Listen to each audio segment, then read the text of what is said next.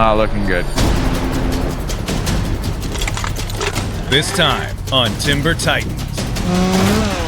Single stem logging. Small volume, high value. Welcome to the world of alley logging. Playing a dangerous game. Oh my god! I believe you showed up last night. We're gonna start timing. Nope, we're not making it.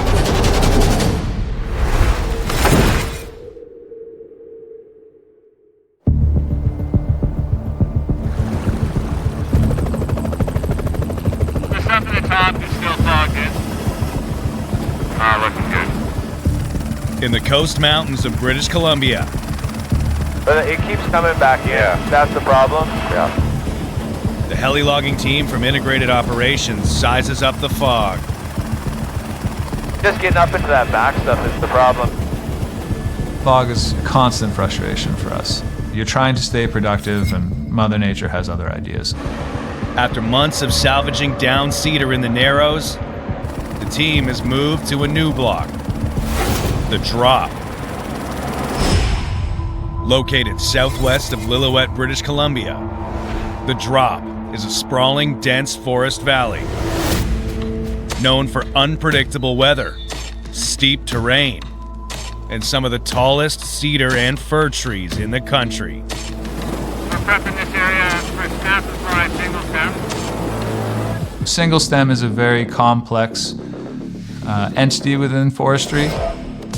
Single stem logging involves selecting specific trees in a stand, climbing and topping them, so a heavy lift helicopter can snap them off the stump and fly them to a landing.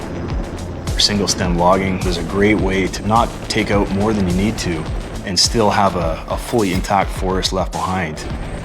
And it's been the most successful side of our business. Crispin looks after and manages the whole operation. He's great at what he does.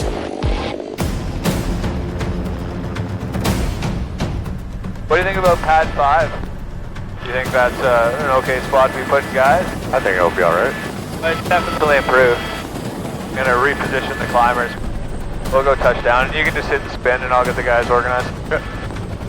For the last 2 days, thick fog has made it impossible for the A-Star support helicopter to get the crew on the block. But now that it's clearing up, they can get back to work. Finally. One more fog day. I'm calling it forever. If we didn't go to work today, I was gonna just lose it. I was getting bored.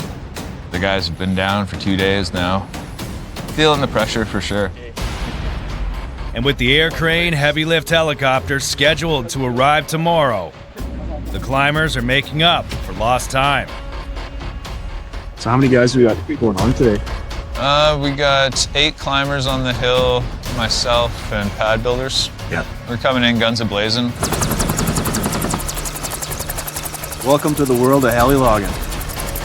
The mission for the team at the Drop is to get in there, get all the stems climbed, prepped, ready for the helicopter.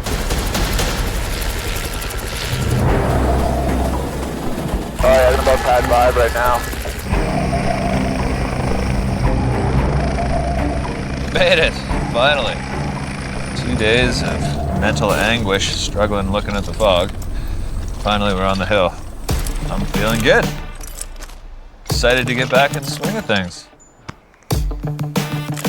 All right. Single stem is a multi-phase operation. So first phase is the engineers coming in to mark wood. Check my map here. All right, first tree. Then we send climbers in to climb all the trees that have been identified. Back in business. There is no formal training to be a forestry climber. I had a natural affinity for climbing, so I'd already been rock climbing for a lot of my youth. You learn a lot as you go. Spurs are how we are able to stick into the tree. So basically you have a knife on your foot. You gotta be really careful because if you stick one of those spurs into yourself, it's gonna go right through you. As he climbs, Crispin delimbs the tree.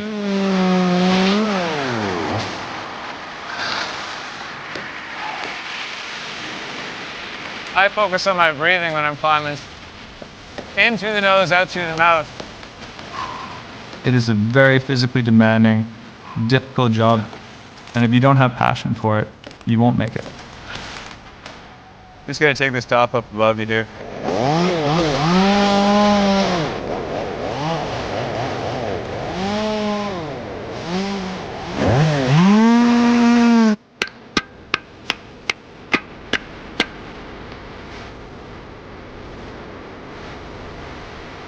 They're rocking.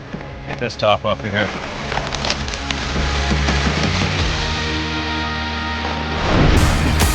Gorgeous. There we go. 35 meters. The single stems in the drop are going to be power poles.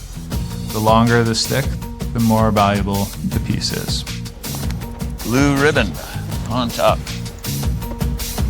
The ribbon lets the heavy lift helicopter pilots know which stems are ready for snap and fly.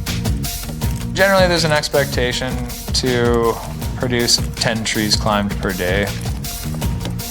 It's challenging. There's no easy thing about it. Now, let's spin up straight. All right, here we go.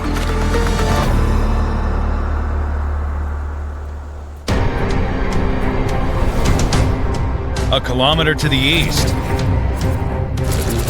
Have a good day out there. the A-Star drops more climbers on the block. Yeah, it's a good calf burner. You gotta be quick on the ground. Somehow it feels like we're always walking uphill out here, eh? Although he's only been at it for a year, Ben is one of Integrated's most productive climbers. I did file a few of these teeth this morning.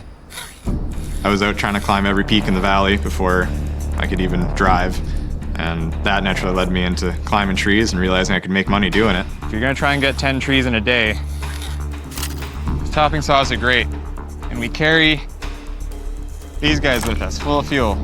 Always comes with me. I like to over-prepare up there, because you never know, you might get to the top of the tree and run out of fuel. If you run out of fuel in a tree, top up the tank and you just keep going without having to come down here and refuel. So here, looking at my first tree of the day, there's no taper, there's no wiggles, there's no leans. We have one of the most dangerous jobs on Earth. We're spending all day 150 feet in the air, taking tops off trees and running around the forest. Yeehaw! Playing a dangerous game. We have ways of making that top go wherever we want it. We're looking for a hole in the forest big enough for that top to go, so we're not going to smack it right into another stem. Up!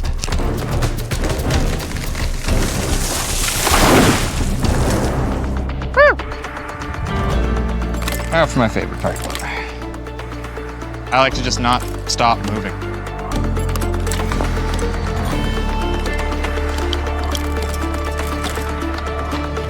Easy as that.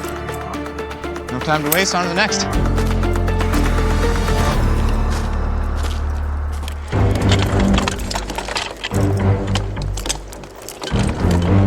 You're going out there, it's you versus the forest.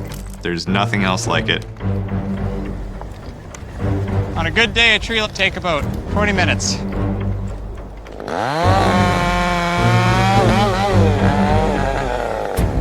Well, that's a good time to run out of fuel.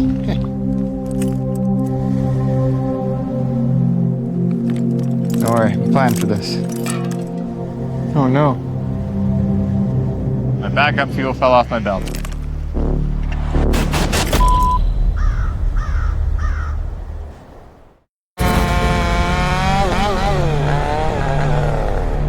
Well, that's a good time to run out of fuel. At the drop, Oh no. My backup fuel fell off my belt. Ben runs out of gas while topping a massive cedar. Gotta run down 30 meters, refuel, run up. That is one of the most frustrating things that can happen to you as a climber. Murphy's Law, that's the moment something's gonna go wrong, and you have to be prepared for that. I was able to get a hold of my mini jet again. Frustrating. Wish it didn't happen. My legs are tired from it. Now I know I gotta go back up and finish that top, so that's logging. If I don't get 10 trees at the end of the day, I'm not happy with myself because I know I could have. I don't know what you're gonna do about it now other than keep going.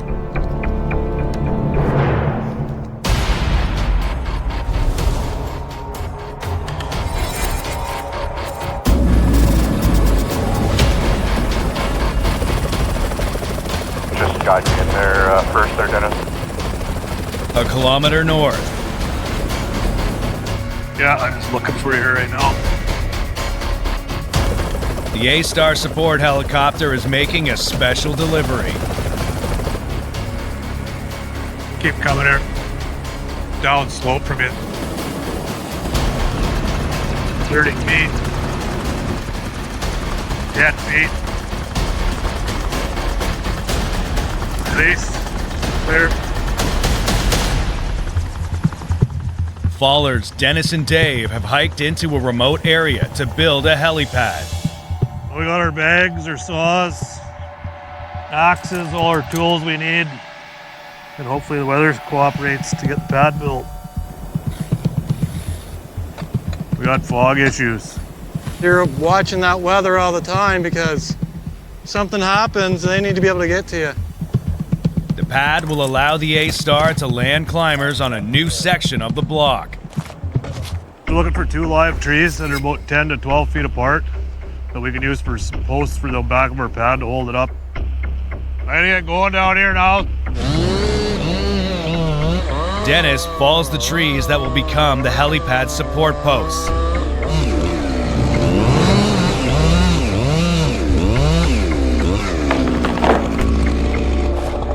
If they can't finish the pad before nightfall, they'll have to hike off the block.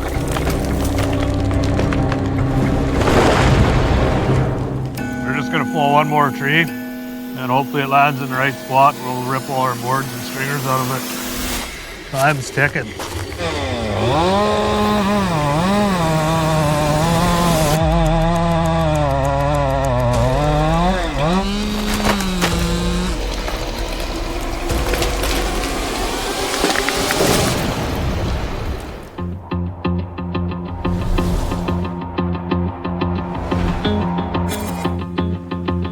Yeehaw, right on. A kilometer to the west, Now, what's my next tree?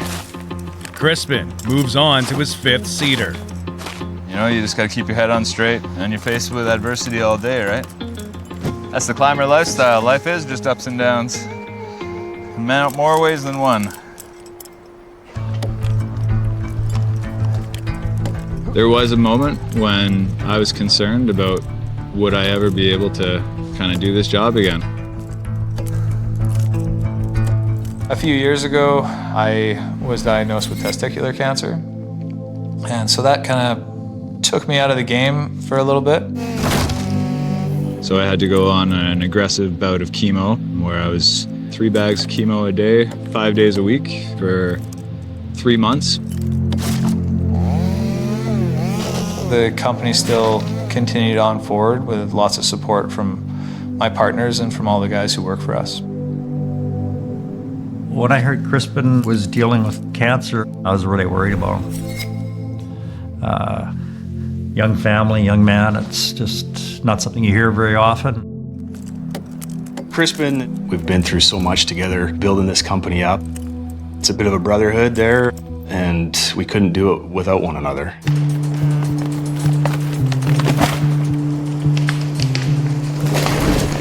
Coming up on 2 years out of chemo, I'm back at it and feel very blessed to be coming out the other side of it.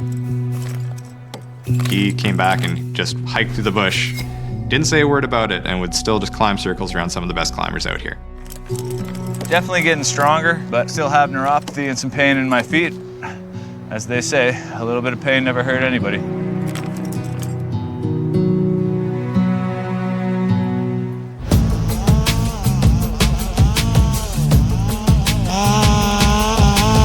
I got my undercut in now here. I'm just gonna make sure my aim's good. 130 feet above the block, Curtis threads the needle. Oh, that was awesome. And is on track to make his 10 tree quota. Woo! Right on. I love my job. It's just been nothing but excitement. That feeling where you're, a little bit scared, it tells you that you're alive.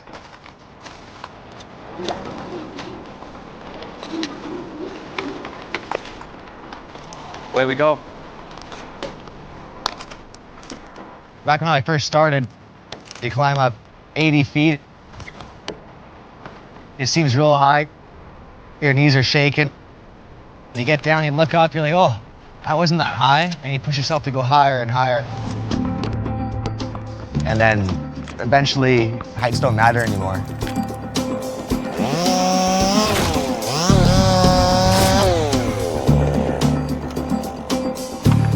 So I'm taking a couple measurements, finding where I reach that maximum weight point and cracking the top there so that they can actually get it out of here.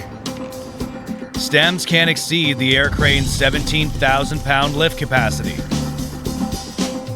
So Curtis calculates the weight based on the height and diameter of the tree. Wow, I'm at 16.3 right now, 16,300. I go up another meter and that's about 17,000.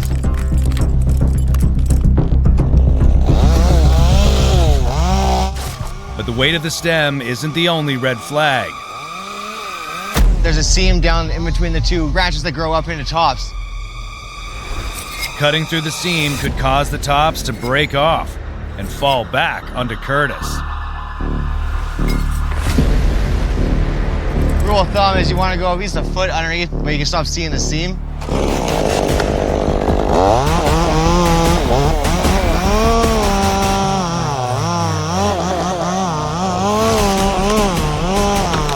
Oh my God!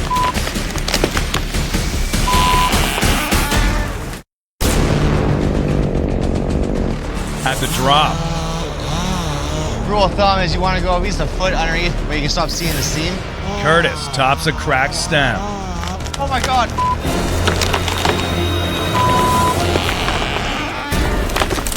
Whoa!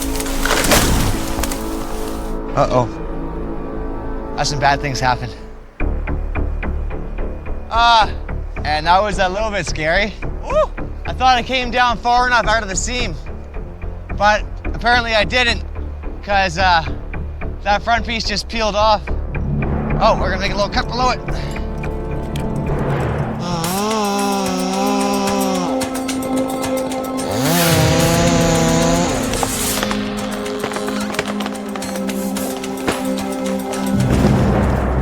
Woo! Half the learning curve on this job is by doing it, messing up, and I'm a visual learner myself, right? So that was enough of a visual lesson. Hindsight's 20/20 on that one.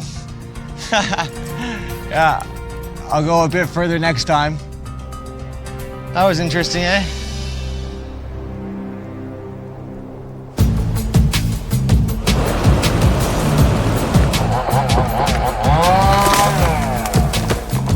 We are opening big enough here now. We're gonna do things a little faster. Across the block, We're just gonna start ripping boards here. Dennis and Dave race to finish the helipad before nightfall. The goal is to get picked up on that pad at the end of the day. What do you normally like to see? I'd normally take an edge off. Put a string down there and get a nice straight board so our pad looks good. They'll use the felled trees to rip the boards and stringers they need to build the pad.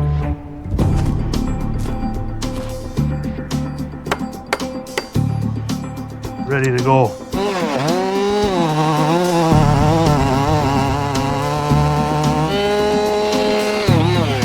Do your best to minimize the waste, maximize the value.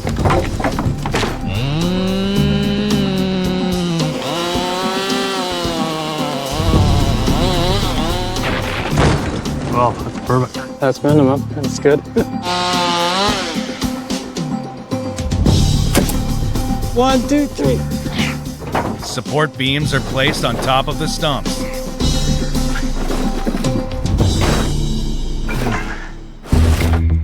And the ripped boards are used to build the surface. Push it this way and we'll put this one at the back. I gotta notch them all and roll them over. Boards, nails, paint. I'm painting where the stringers and where his back bear paws sit so I can see them a bit easier.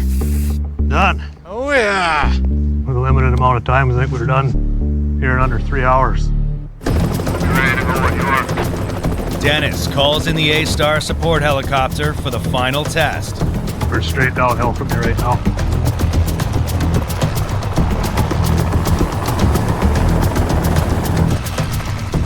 A-Star pilot Chris eases onto the new pad. The landing is a success, and a new section of the block is opened up.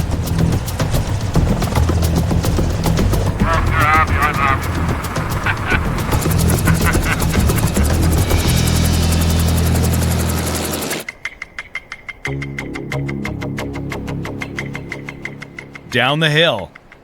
I'm just gonna jig a few stems here. All right, copy that. We'll talk to you in a bit. Crispin has switched from climbing to one of the most important steps in the single stem process, jigging. All right, H81. This is our guy. Jigging is putting cuts to the base of the tree in order to get it prepped for the heavy lift to come in and snap and fly it. After the climbers complete each section of the block, the jigging crew moves in for the final cuts.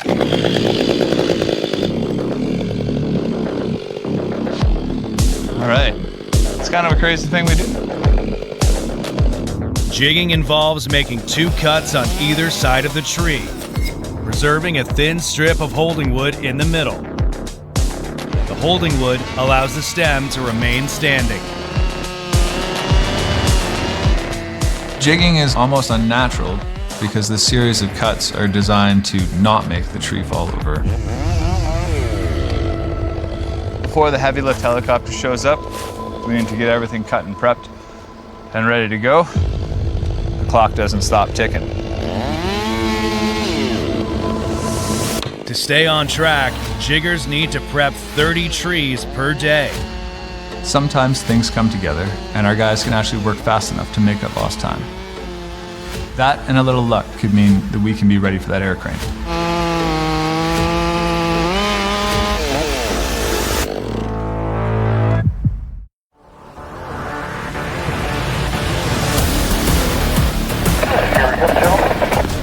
Southwest of Lillooet, British Columbia. Today's the big day. The air crane arrives at the drop. Gorgeous. Knowing that you're moving on to the next phase, knowing that you're pushing things forward, I'm very excited. When the helicopter's on site, there's always an added element of pressure. You've got a machine costing $16,000 an hour, and any second that it sits and isn't being productive is burning money. Well, Mark and Bill fly the air crane. They have more experience on that helicopter than anybody else going out there. This block and this block are going to be your heavy stems. The ground is all cushy for laying stuff down. They're all jigged nice and low. Unlike the salvage operation in the Narrows, where Mark and Bill were grappling timber that was already on the ground, they'll be lifting standing trees. Single stem is a little bit of a different bird. There's a lot more precision. It can be trying at times, but generally speaking, it works well.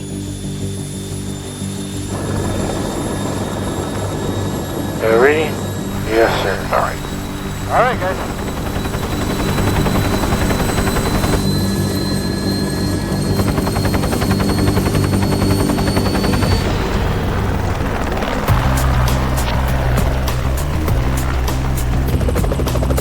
Go grab one off that top strip and stick her upstairs. Yeah, you like it. Really got to lean on it.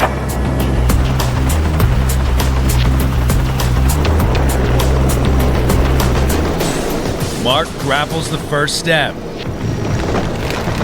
The holding wood breaks away, and it snaps off the stump. Easy peasy. Field girls perform like champs as always. What's the weight on that one? Getting up towards 15-ish with the grapple. Right on.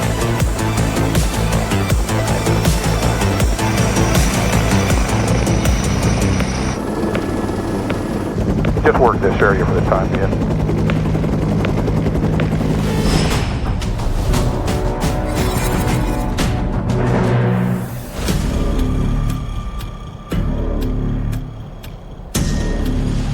A blizzard showed up last night. Probably 8 inches of snow, I guess. The trucks are having a hell of a time. 2 hours north of Prince George, British Columbia. An early blast of winter hits Does Cho's newest block, Bear Creek.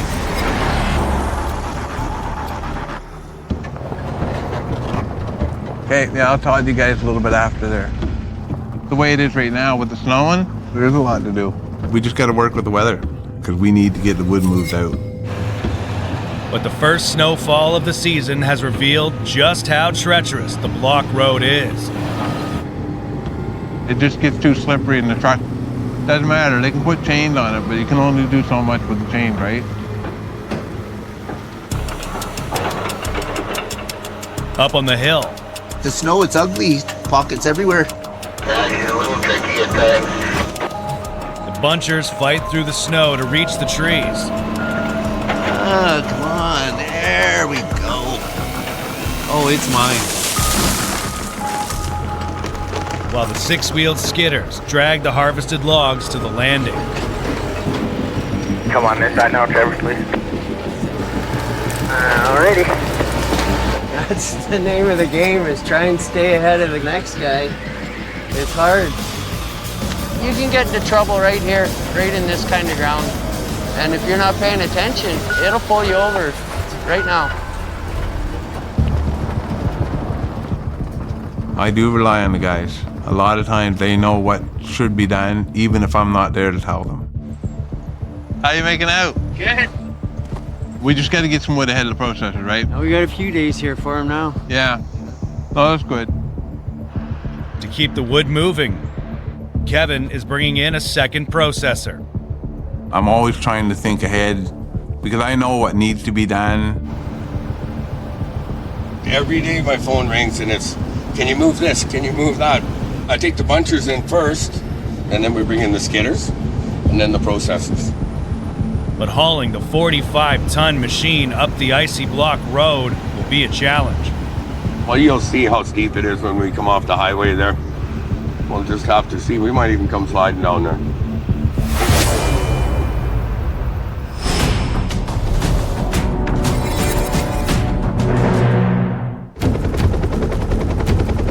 Beauty.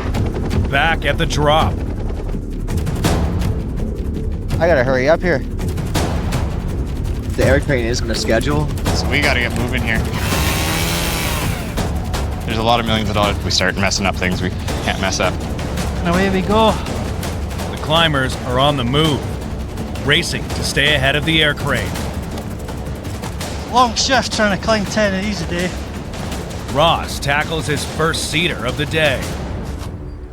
I climbed back in Scotland. I started fresh out of school, I was 16. Alrighty, we're good to go.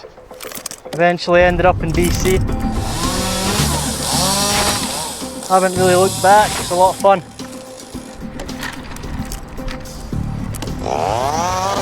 He's kind of skinny.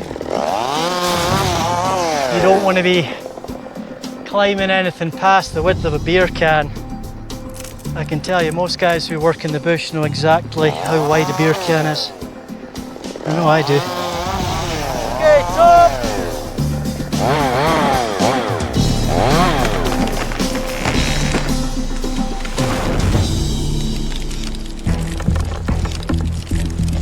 Higher up you are, the more they wobble. Gotta be super careful.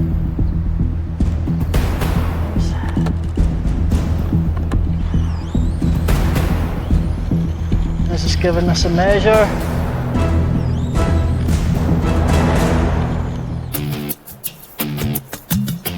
So we got a 31 metre pole. happy with that. No, I try not to tell my mum too much either. I guess if she sees this, she's gonna know. Oh. And that is the feet firmly back on the ground. Ross moves on to his next tree. So, I just really wonder about this one. It's not looking great. I am gonna just bore into it and see if the tree is worth climbing or not. The tree is showing signs of rot. And if you don't have 6 inches of good wood, there's a high likelihood the tree might just fall over. Ross bores in to test the quality. We're rotten. Oh. No bueno for climbing. I am going to have to delete this tree. F134. That's delete for quality. The deleted tree has cost valuable climbing time. It's pretty expensive to have that thing in the air. So you just got to try and be as productive as you can. All right, on to the next one.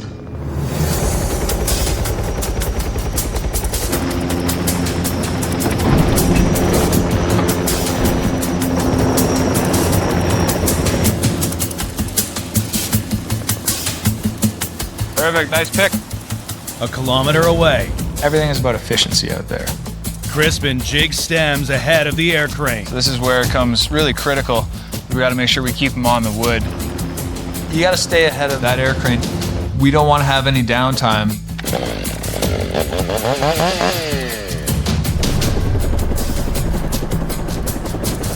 Straight down from there or left? Yep, right off your nose, you got it. Pickle. How can that not be on there? The stem won't snap off the stump. Struggle. That didn't work out. Jigged. What's that? Not jigged. Oh.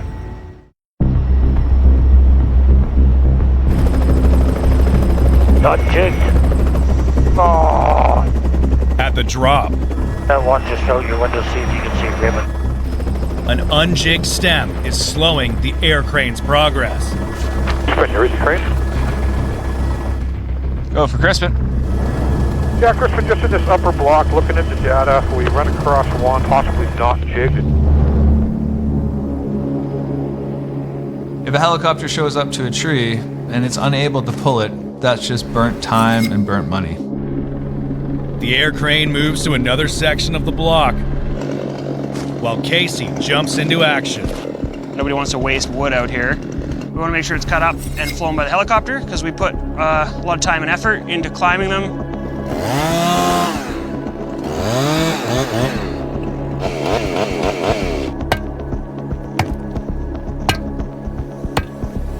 Good job, Casey. I-64, on your return, you can come for that stem there. It's all jigged up now. Okay, copy that. Thanks, guys. Just with everything, there can be slips in communication, and you just got to make sure that you're ready to react. Here she comes.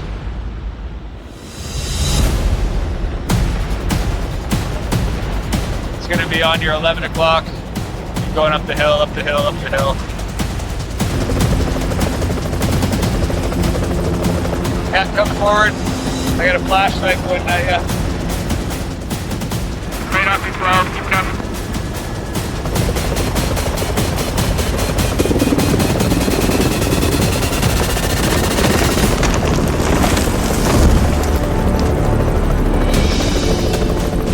All right.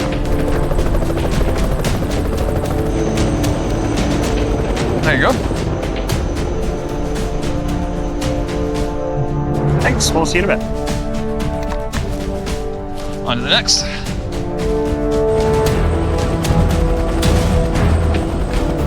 Crispin and the crew will do their best to stay ahead of the air crane for the next 6 days. I have the best crew out there. I couldn't ask for a better team to be backed by. It is a lifestyle job. It's not something that you can just kind of wade into and wade out of. If you're going to be into it, it just drives you. It kind of keeps you moving forward and makes all of the hardship worthwhile.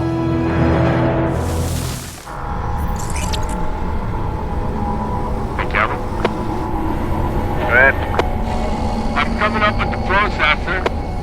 Outside of Prince George, the processor makes its way up the icy block road. I'm gonna start climbing.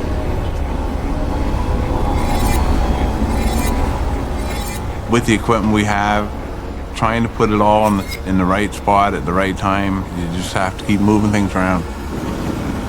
Hey, right load, up the A road.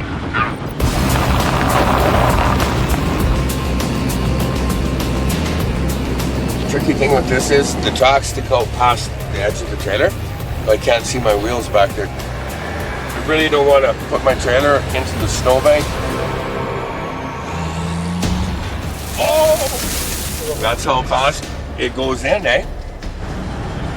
Oh, that kind of freaked me out. The icy conditions are making it tough to keep the 90-foot low bed on the road.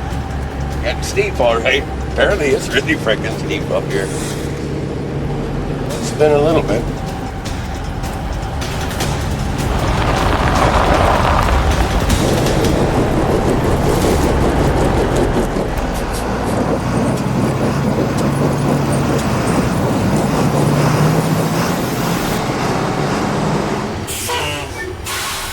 Nope, put another set of chains on. Can't make her with one. Let's try it with two. The low bed is stuck 3 kilometers from the block.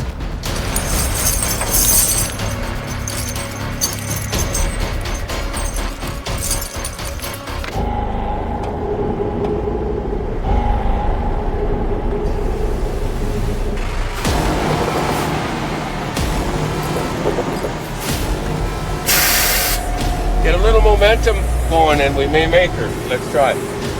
Okay?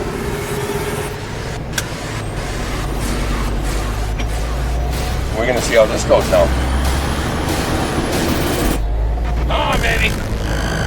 It's gonna start chewing. Here we go. The extra set of chains gets the low bed up the incline. It's gonna be another good pull here, bud. But there are more steep hills ahead. Uh-oh.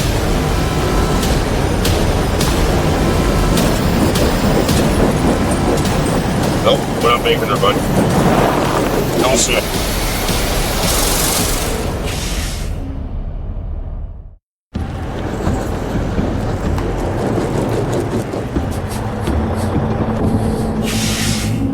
Skitterman, Trevor, yonder.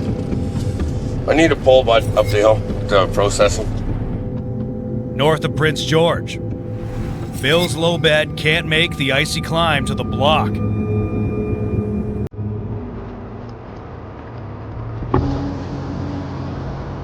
I'm gonna talk to Billy here, see if we can figure out what's going on. I'm stuck. Jesus, I thought you were gonna be able to make that. Yeah, I know. I got Trevor coming down. Get him to pull me up around the corner. Okay, but I'll get out of the road and we'll see if we can get the skidder in here. So when the truck's stopped, we can use whatever machine's available at that time to get them out. And it's too bad. That pulls the skidder away from skidding wood for at least an hour.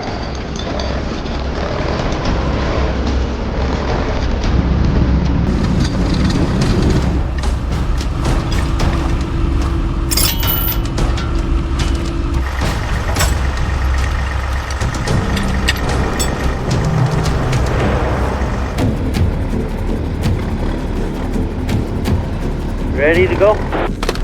Okay, Trev, go ahead.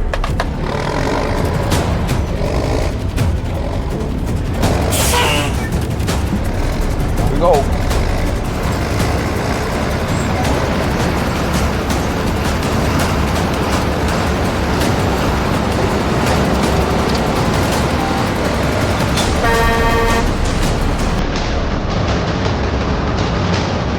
Oh, this is a challenge, all right. The short, steep hills all one after another. Try to stay wide. Just want to drag my trailer around that top corner here and Hold me. There you go. Awesome job, bud.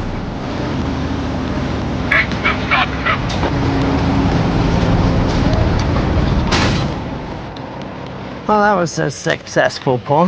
No broken chains or parts. That's all a part of working as a team.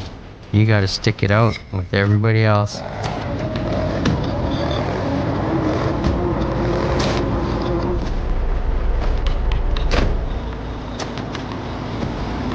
Okay, let's try it again.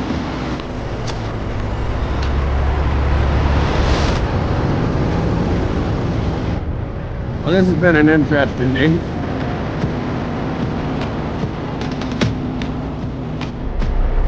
Yeehaw.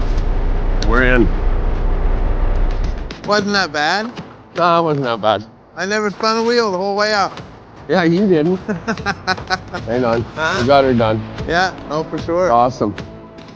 With the processor on site, the operation can keep rolling. Get this machine off the deck and get it to work. As you can see, there's lots of work to do here.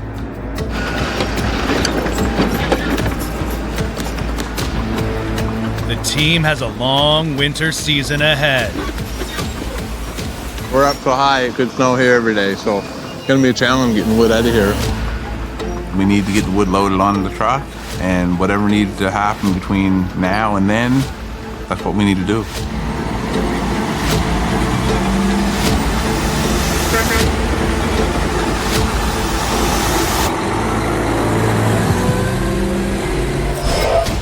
We gotta get to 8 Mile. We're under the gun to get there. Next time on Timber Titans.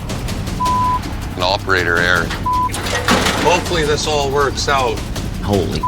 The bridge is all rotted away. The truck could fall through. We got 130 loads trapped behind this bridge. Bit of a challenge getting up there. It's just like a beach on the side of a mountain.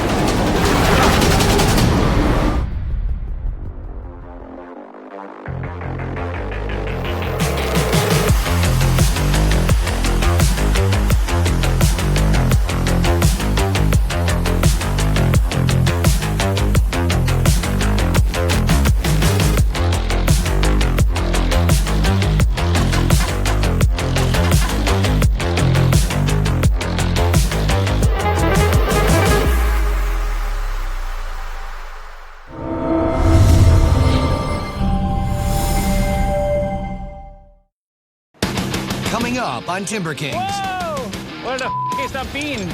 A Pioneer crew has just 4 days to build a 2,800 square foot luxury riverfront cabin. But the Arkansas weather seems certain to push them right over the edge. To wash them right out, that's not good. This Pioneer pair travels 500 miles to a remote West Coast island in search of $500,000 worth of precious logs. Heads up, girl! Look out, look out!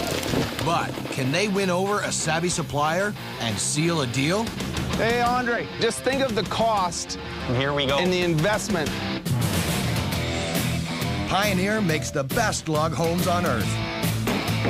They construct each one on site, take them apart, ship them around the world, and rebuild them wherever the client wants. No one else can do what they do. They are Timber Kings. It's not yet dawn in Eureka Springs, Arkansas, but master builder Bayard Schwaller is already feeling the pressure. Holy, it's raining hard now, man. It's coming right across the road here. It's washing right out. There's like a creek coming down. That's not good. Bayard's en route, along with Russ, Pioneer's Arkansas rep, to the build site of a luxury wilderness cabin. But it's the weather that's really wild. Look at this. He won't make it around this. No, there's no way.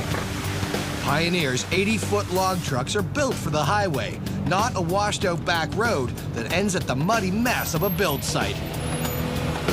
Well, this is it. This is it, eh? And the icing on the cake?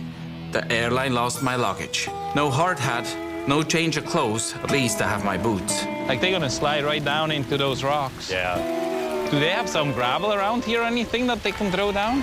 Bayet and his local crew have just 4 days to build a 2,800 square foot recreational cabin with 3 bedrooms, 1.5 baths, and a riverfront view. A $1.4 million luxury retreat for Karen and Paul Mahan. Isn't it beautiful? It's hard to believe we'll have a home right here. This is on the Kings River. It's a very remote spot in Madison County, and we're really excited to build here. When I was a child, my father brought me to this river many times, so we have a lot of family history here. It's a dream come true for me. But it's turning out to be a nightmare for Bayet. I think they're already offloading the truck now. With his large log trucks unable to make it down the back road, We'll send this to him flat, I think. Bayet has set up an offload point 15 miles from the build site. This is where a second crew will unload all 300 pieces. Let's get this sucker out of here. Onto smaller, more maneuverable trucks and trailers. It's an extra step that takes time, and it's time I don't have. Hee-haw! Let's get him down here. Just as the build finally gets underway, Oh man, number 2 I can't land until I have the number 1 that's below it.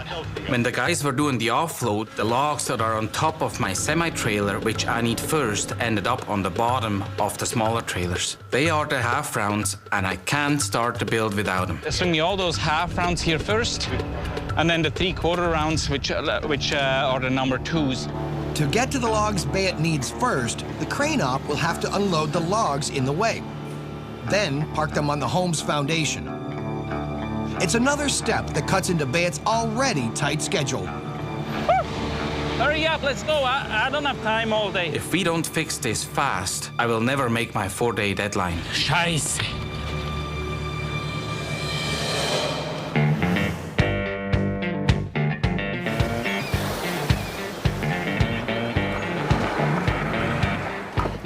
Grab your hard hats, you guys. There's some pieces down here I think you should take a look at, Andre. Pioneer General Manager Andre Chevigny and builder Joel Rorda have traveled to the remote West Coast to meet local timber supplier Travis O'Brien. Look at this, Joel. He's getting ready to put her in. This is called a dry land sort, where the logs are graded and bundled before being transported to port by water. Wow, cool, man. That's pretty awesome. We got a cedar tree behind you there, Andre. Make a nice ridge pole. So I'm always looking for the 3 C's: character, color, and plenty of curves. That's an awesome piece, eh? Yep. Should show that to Travis. Sometimes logs our suppliers consider junk. Hey, Travis. We'll pay top dollar for. We can use some of this. Logs like this add warmth and history to a home with its ancient knots and graceful twisted grain. Maybe we can pull this one out today and kind of show you what we want? Yeah, sure. I think it's awesome. Yeah, it's a beautiful piece of wood, man.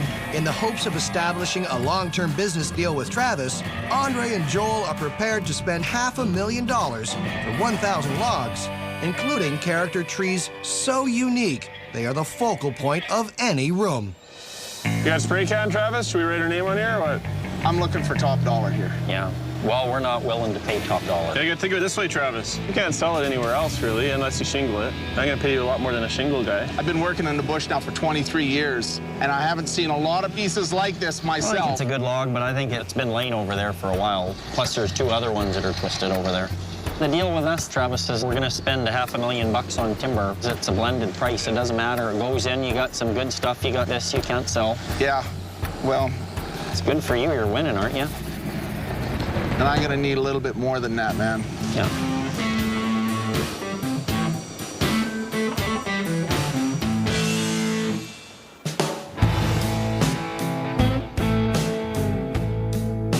A stone's throw from the Pioneer Workyard, company founder and big boss Brian Sr. and master builder Peter Arnold are building a gazebo for the 118-year-old local church. Well, here we are, Peter. So follow me. Father Derek is the pastor of the church, and he came up with the idea. We'd like the gazebo right about in this area here. It's certainly big enough for, you know, a reception for after a wedding or a baptism or something. And so we're planning to call it the Anna Crusoe Gazebo. Whoa, whoa, whoa, whoa, that's my mom's name. Well, I was hoping that you'd be kind and generous to donate it to the church. When Brian Sr. arrived in town with his mother in the 1960s, the family had nothing. The church helped them find shelter. I wasn't born rich, you know. If you want the world to be a better place, you have a responsibility to do a little work on that yourself. It means that you have to give back. Now, Brian Sr. finally gets his chance to pay it back. Right, it's hard to say no for Mom then. That changes everything. Okay, so 4 posts, 14 by 14, nice flares, one here. Like, holy smokes. and then we have a ridge. What? Has to look good. Bigger is better. Use it all up. Well, bigger is more expensive. How much is the roof going to hang over? 4 feet at least. Holy, you're looking at probably close to $50,000. I should have made it bigger than that. Oh, Peter, you're already building this. Peter's quite a comedian until he's on the receiving end. Not only does he have to build it, but I'm only going to give him 1 week to do it. Hey, Peter, you go measure it out and stuff. Well, I'm going to go in the church and talk to Father. Don't go any bigger.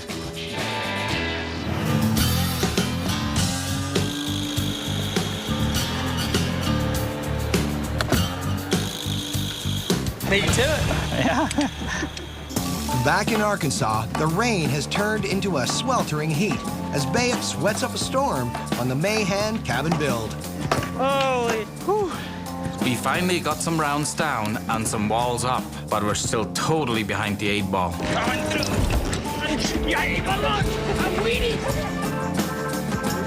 Bayet lost valuable time setting up an offload spot to transfer the logs to smaller trucks and trailers. But when the logs then arrived at the site out of order, he brought in carpenter Evan Bloomer to oversee the download. I travel with Pioneer and help Bayet. It's his job to make sure that the logs are getting loaded in the right order so they arrive on my end when I need them. Ross, you have to roll your logs in a little bit. Very close. Just as Bayet's finally making progress. A massive 50-foot log arrives, though there's no sign of the one that goes beneath it. With the homeowner watching his every move, yeah, let's do that. Bayet scrambles to find space on the foundation to park it. Coming your way, guys. Until he locates the missing log and gets this beast out of the way, the rest of the build is at a standstill. Where's the beam?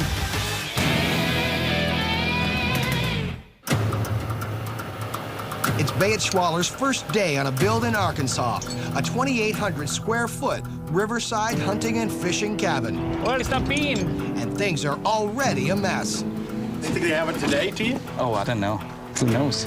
We're waiting for a missing log that I need to set before I can place that 50-footer. We better go and harass Evan. Evan is overseeing the offload of logs to smaller trucks that can travel the back road to the site. And he's supposed to make sure that I get him at the build site when I need him. But he screwed up and is costing us valuable time. I just checked in with Bayet. He said he was waiting a half an hour. I didn't like that. Oh, finally.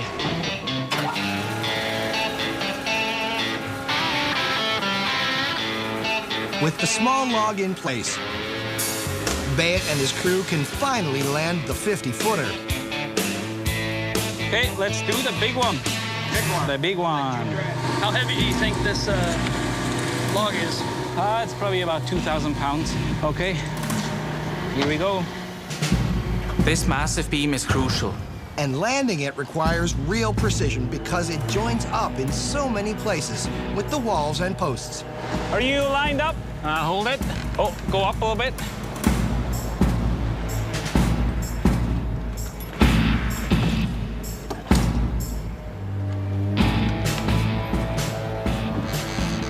Just a sec. Hold it. I got to come this way about a ½ inch. Okay. I'm good. One big boy down, a whole bunch more to go. Here we go.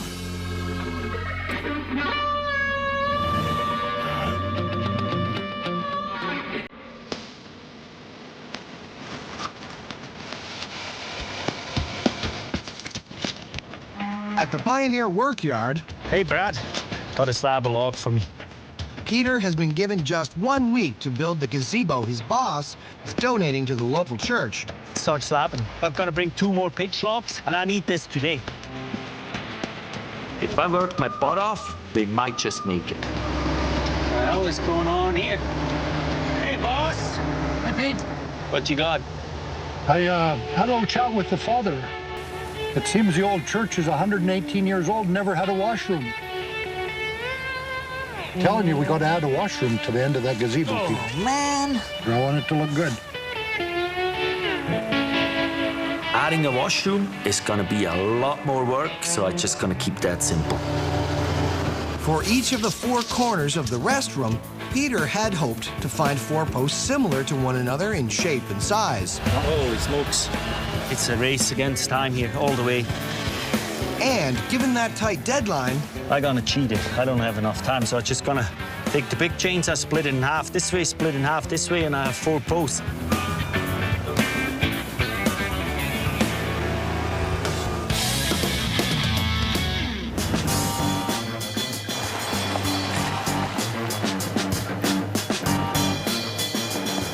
I'll land that one right away, too. Thank you. Bayet and his crew are wrapping up their first day in Arkansas on the luxury cabin build. We're still way behind schedule, and the weather has turned yet again. All the logs are getting dirty. The mud is splattering up on the logs. I mean, you see lots of footprints and stuff, too, from the guys here. So trying to keep the walls clean, you know, it's tough. Let's grab that long one there first. What do we have there? We need the number 3. The log walls are now high enough. Got them in? Yep. There we go. To drop in the cabin's corner posts. To prevent the walls from shifting, the logs and posts must fit tightly together. The foam tape is designed to seal up any gaps between the 2. But the return of the rain has made the pesky job of installing the tape next to impossible. The foam tape is a real pain when it gets wet because obviously it doesn't stick where it's here. In towards me. Yeah. Yeah, keep her coming. I'm just gonna... This is costing us time and driving me crazy. What a pain in that is. Ah! Hey, watch out, fingers. Is it going now? Freaking foam tape.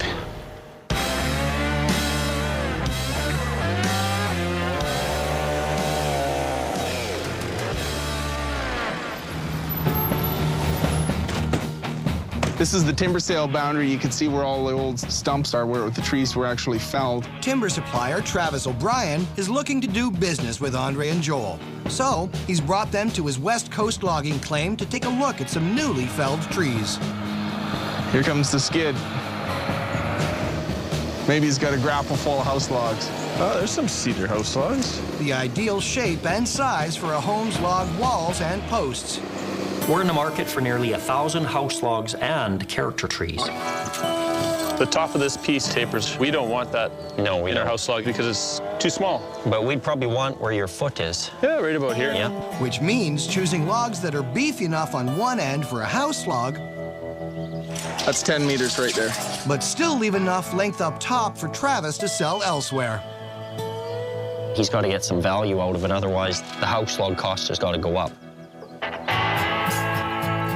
How about a little competition? Oh, geez, I don't know if Joel likes competition. What do you think, man? Whatever. Yeah. Cleanest stump, most accurately laid down tree. How's that sound? I'm into that. Travis has picked out 2 trees, one for Joel and one for me. I just did one at my house the other day, too, and it went the right way. Yeah, these are big trees. Yeah, I know. Yeah. These are big. Hey. Hey, knock her down, buddy. Be safe. I haven't felled a tree this big in years. Don't smash your cedar house log. Yeah.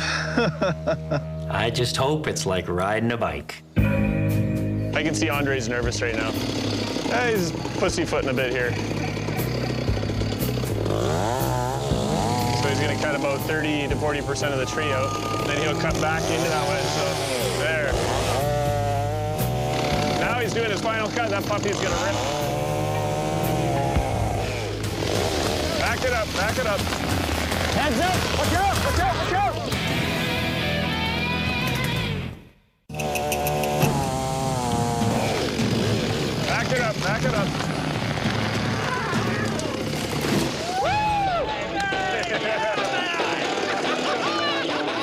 Timber supplier Travis O'Brien wants to test Andre and Joel's logging skills before he'll do business with the Pioneer pair. Yeah, I figure 4 out of 5. They've come to his West Coast logging claim to buy house logs and character trees. But Travis is heating things up with a little competition between them. Contestant number 2, let's cut her down. Oh, I'm feeling pressure because Andre did a pretty good job there. Okay, man, let's go at her. Good luck, Joel.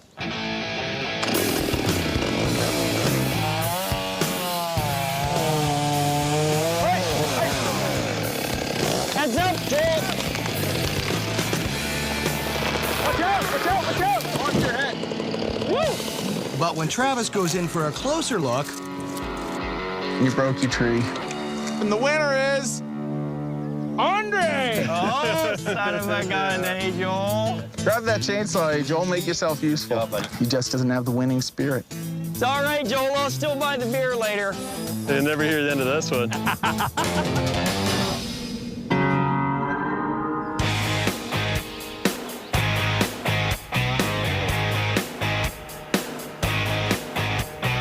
it's the second day on the Arkansas luxury hunting and fishing cabin build. And Bayet's got a little surprise in store for his client, Karen Mahan. Wow, that is cool. Bayet is ready to get started on the second floor. You got a few minutes that we can go over a few things? I'm here. But first, he needs to make sure Karen is happy with the layout of the ground floor.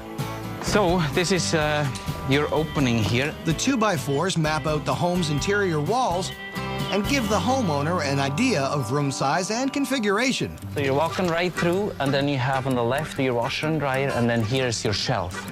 Yeah, that got narrower and narrower, didn't it? It's now or never to get the layout right. So 27.5, so that's 55 inches. In the meantime, the rest of the build has ground to a halt.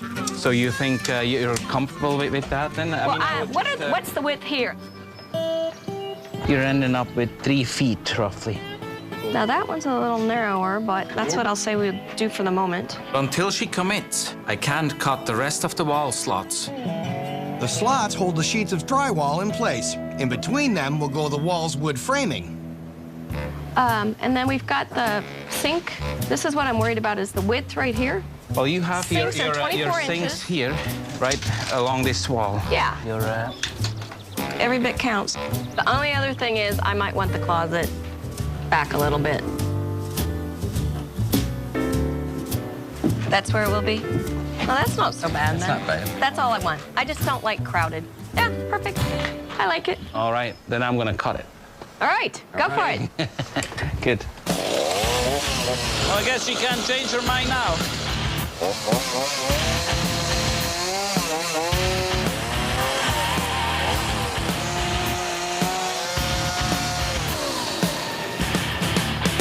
Done. Now we can finally get back to setting logs.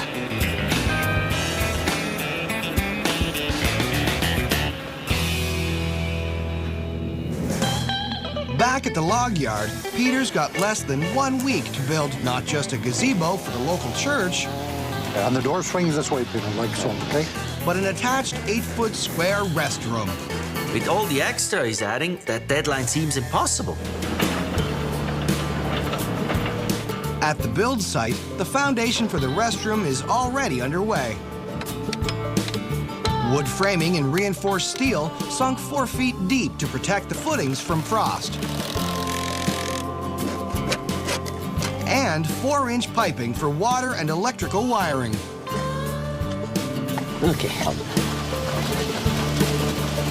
Poured concrete walls 8 inches thick make for a dry crawl space and a solid foundation. And with the deadline less than 2 days away, That's how they poured the church 118 years ago. even the big boss is lending a hand. Meanwhile, Peter is scrambling to finish the restroom walls, including a false window for visual interest. That idea came to me last night. Can't just have a shingle wall. It looks way nicer if you have some sort of a window than all shingles. It looks like a window to me. You're gonna need some imagination, you know?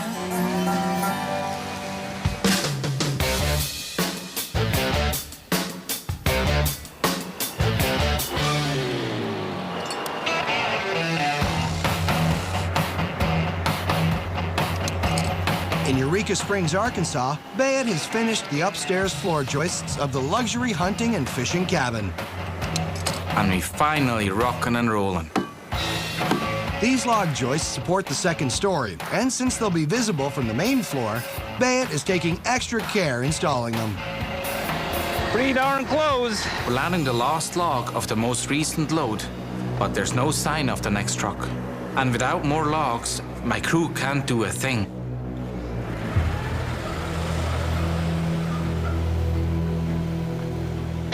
Do we have any word on the truck yet, or?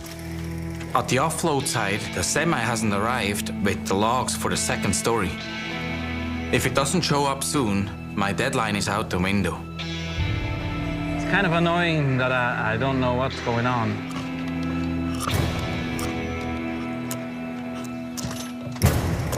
Hey, bud.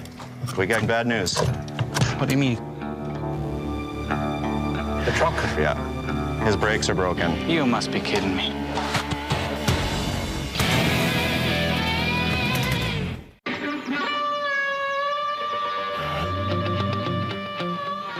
Bayet is itching to get started on the second story of the Arkansas luxury cabin. But the truck loaded with the next round of logs is nowhere to be seen. Still not here. I got a crane operator waiting out here, guys standing around. The clock is ticking, you know, and money is getting shelled out no matter what. Do we have any word on the truck yet, or? The truck is delayed, so there's not much we can do about it at this point.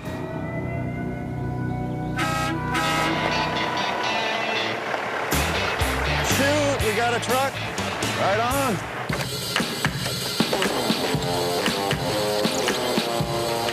I got him here. That's probably enough.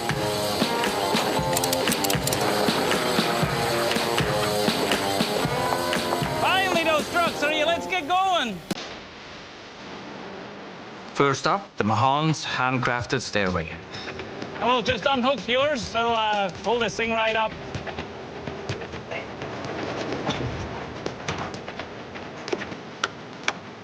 We got a lot of catching up to do if we're gonna finish this build on time.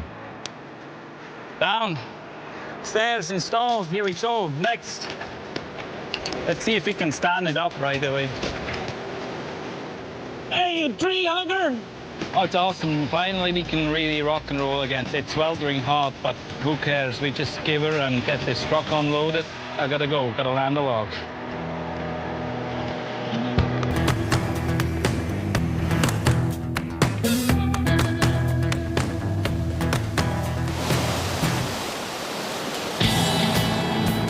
On an island off the west coast. Hey, Travis. Hey, Andre. Hey, Joel. Hey, bud. Timber supplier Travis O'Brien continues to put Andre and Joel through their paces. Wonder if you guys wouldn't mind coming and give me a hand. Gonna go boom some logs up. Sounds good. We've already jumped through a bunch of hoops with Travis to make a deal. So when he said he had some work for us, I didn't think he'd actually be asking us to boom some logs. And this is what every boom man needs. Pipe pole. Pipe pole. We gotta take these two booms of yellow cedar and tie both together. Okay, sounds good. You guys ready? Yep. Hey, Andre, you feeling nervous? It's just water. But log booming is serious business. To transport these log bunches to port, they're wrangled up in a floating log lasso. Hey, Joel. Yeah? Jump up on top of that can, boy. I need you to undo that green rope. The green rope is attached to one end of the boom. We need to get it off the buoy and attach it to the boat. Careful, Joel. Okay, I got her. Heads up. Whoa. That's miles from going in. I'm like a cat. You just dropped your pipe pole, Joel. I know. Put the loop on the top of the toe post. There you go. Perfect. Watch your legs, you guys. We're gonna tow this. I think we're sticking these logs in that. Quite the deal, eh, bud? It is quite the deal. Holy smokes. Once the boom has been looped around the logs, the two ends need to be chained together. So, Joel, you ready, bud? Okay, go ahead, Honor. Reach down and grab the chain. You need any help, bud? That's a half offer, if I've ever heard one. Just when Andre thinks he's off the hook, Andre, Yep. try to get on there and a little bit further. Rings apart? Yeah, undo the rings. Bit further down, bit further down. Stay there. Woo. Undo it. Undo it, Yeah, Travis. undo it, yep. This goes in here, under water, and then up, yeah. There you go. That's the way, Joel. Good job, Joel. I know it wasn't in the right form, but I got it done, didn't I? You got her done, that's all that counts. Hats off to these guys. This is not easy work. Good job, Joel. Good job, buddy. I was like Velcro to that log. I bet you were. I would have been too.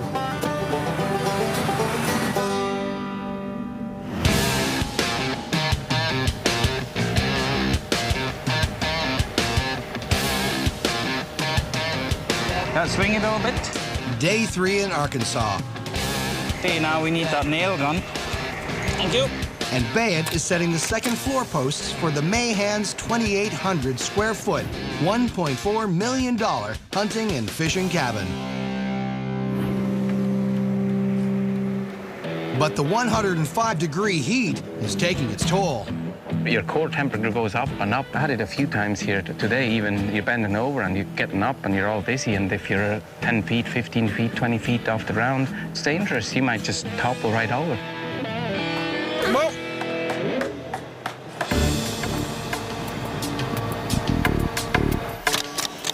Make sure we got enough room for that truss.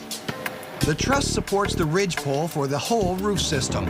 And given its shape, size, and weight, it's one of the most difficult pieces to land. All right, so we're gonna be setting this next, the heavy piece next, right? Yeah, let's do it next, otherwise you might scare the to you. The crane operator is a little skittish because in order to set the truss, he has to lift it up and over top of all the posts. I don't want that thing, 30 foot in the air, just in case something goes wrong. The truss is destined for the back of the house. But with the crane bed at the front, the operator has no sightline to the landing location, He has to completely rely on my hand signals to set the truss. making this an even more delicate and dangerous job.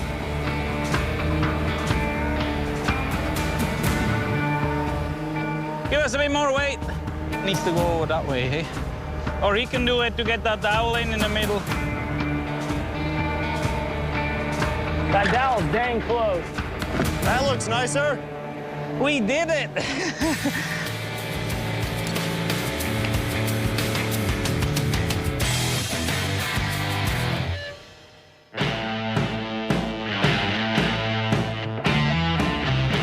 Not far from the Pioneer Workyard, Peter and Brian Sr. are getting ready to install the gazebo for the local church. Hey, Bradley. Big Boss is driving the forklift. Gotta watch out. He sucks at it. First up, the gazebo's 2 front posts. The hand-peeled posts sit on top of knife plates, Okay. which are attached to concrete footings sunk 4 feet deep into the ground. Down easy. How much easier can it be? Down. What's the holdup? Oh. Our next task is the washroom. The floor of the restroom is made of plywood, edged with flashing to protect it from moisture, and covered in cushioned linoleum for comfort. We start by installing corner posts, Pick it up a notch. and then we fly in the frame walls. Let's go grab another post. You gotta brace the damn thing. Brace it. Do you gotta check up on me? Let's go grab another post. You gotta brace the damn thing. Brace it. Do you gotta check up on me? Jesus, man. Peter and the Big Boss have finally finished assembling the restroom, leaving just half a day to build the entire roof. Good? Yep. The first piece up is the truss that attaches to the restroom wall. Head down easy. Next up, the ridge beams. They go from front to back, and they support all the rafters. Coming down. Easy. Then the most important piece, the log engraved with the name of Brian Sr.'s mom. The church's way of thanking him for Pioneer's generous donation. Be careful with that log. Coming down. Watch your fingers. We are just hours away from showing the community the gazebo. We just have to get it done here. Hey! Whoa, whoa, whoa. We'll try to get all the decking on so the roof start roofing. Ryan doesn't have the bathroom done yet. Since I'm so good at everything, I go and give him a hand. Same friggin' rush going into the bathroom. What do you do? I got my fingers in there. Maybe leave them in there. A stump sink is a nice touch. I got the heavy end. Come on. But I'm waiting for the most important piece. How's that? Good. That's Chris in the toilet.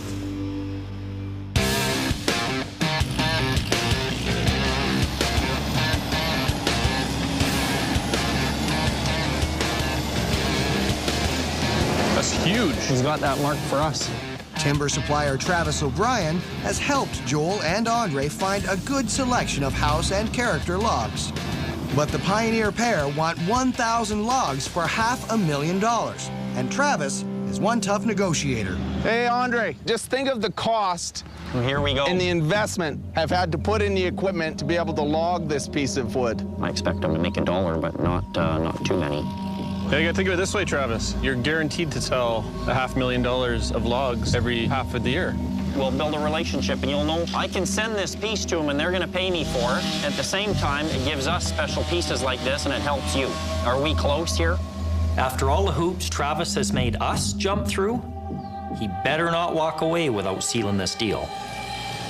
Let's take this thing out on the water, okay? Out on the water? Yeah. Sounds like we bought ourselves some logs, good. And a couple fish. Friggin' heaven, Angel. Yeah, it doesn't get better than this. Oh, yeah. There you go, it. Bud for Chris is yours. And look at this guy. There he is. Woo! Thanks, Travis. Thanks, man. Oh, aside. Thank you, bud. You're welcome. Yeah, No, my thank pleasure. you so much. We're going to keep working on that relationship with Travis. Joel's probably going to make some other trips back, and I'm really, really confident we've started a good thing here. You're not feeling good, Joel? Yeah. Oh, boy. Feeding the fish.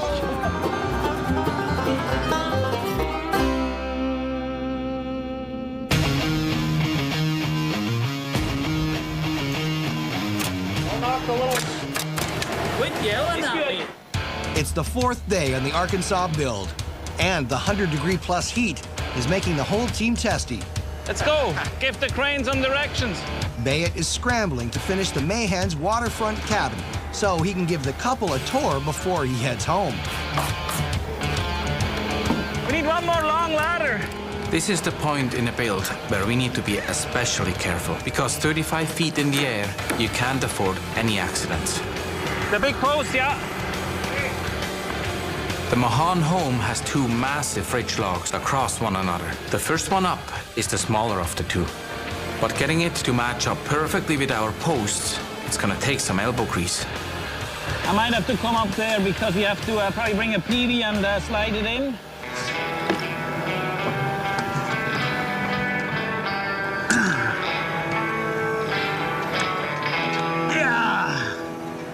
The logs that we have flown so far on this build have been big, but nothing compared to the second ridge log. I could hardly lift it with my crane at the log yard. My crane was maxed out. It's so freaking heavy. The log is over 3,500 pounds. The diameter of the bottom end, over 3.5 feet. Even hanging, this log will be a monster to push into place.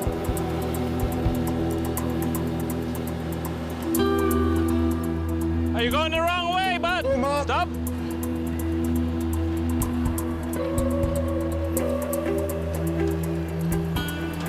I get over 6 feet tall, I start getting the heaves. No, that's good. Just a tiny little bit down, okay? Here we go. Are you going up to get the straps? Yeah, I'm up there already. Okay. Just a sec. Bayet still needs to unhook the straps that attach the beam to the crane. Until then, working on it is risky business. How do you like that? Don't wiggle, don't wiggle. Whoa! Are you going up to get the straps? Yeah, I'm up there already. How do you like that? Don't wiggle, don't wiggle. Whoa! Scheisse! Beyond, get off there. You're making me nervous up there. It's the final day of the Arkansas hunting and fishing cabin build, and Bayet is 3 stories up, trying to unhook the straps still attached to the crane. Yeah, be careful on that one. Ooh, baby. And now for the final log. Well, just sneak it right in like that.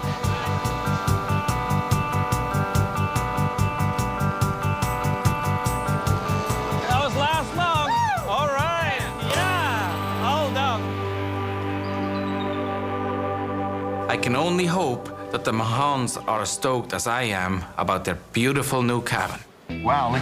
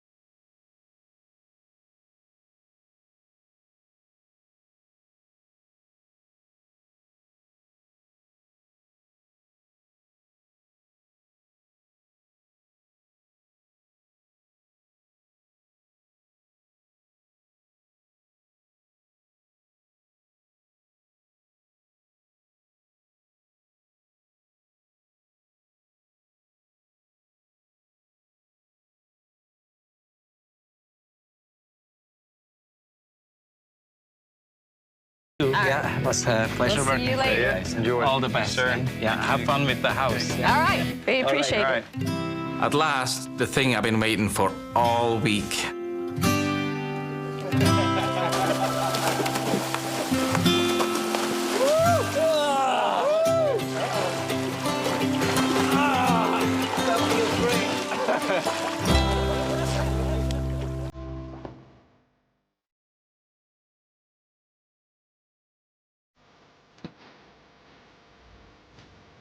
Are you okay, Peter? Yep. Peter and Ryan Sr. are just minutes away from showing the local community their new church gazebo. But first, a few final touches. Okay, you want to put that in that hook? Good, Peter? Hang on a second. Hold it. The community is giving the next generation a gift of history. It's a real time capsule, eh? Thank you. You put that up. You want to nail it in there, Peter? Brian Sr. is given a place to congregate for years to come. How's that, Peter? Beautiful, Peter. Good job. When the community came together to see the unveiling of the gazebo, it was good to see, because that's what the community is all about. Bless this gazebo in the name of the Father, the Son, and the Holy Spirit. Amen.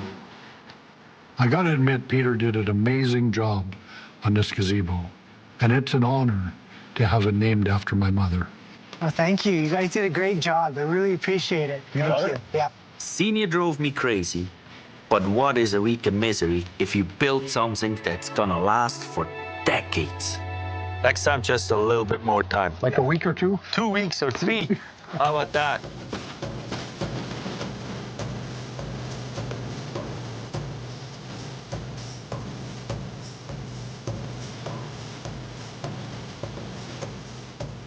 Two months after the last log was set in Arkansas, the Mahans hunting and fishing cabin is shaping up beautifully. It looks absolutely spectacular. The logs, which have been specially treated, give the cabin an aged, well-lived-in look, both outside and in. The open concept living room is spacious and bright. It really shows off the character of our logs. The staircase looks spectacular, and I really like how it flows up into the upstairs loft. It's the little details that make a place really special and unique. I hope one of these days I can come back and see the finished house. I'm sure it's gonna look absolutely beautiful. Who knows, and maybe I can combine it with a hunting trip.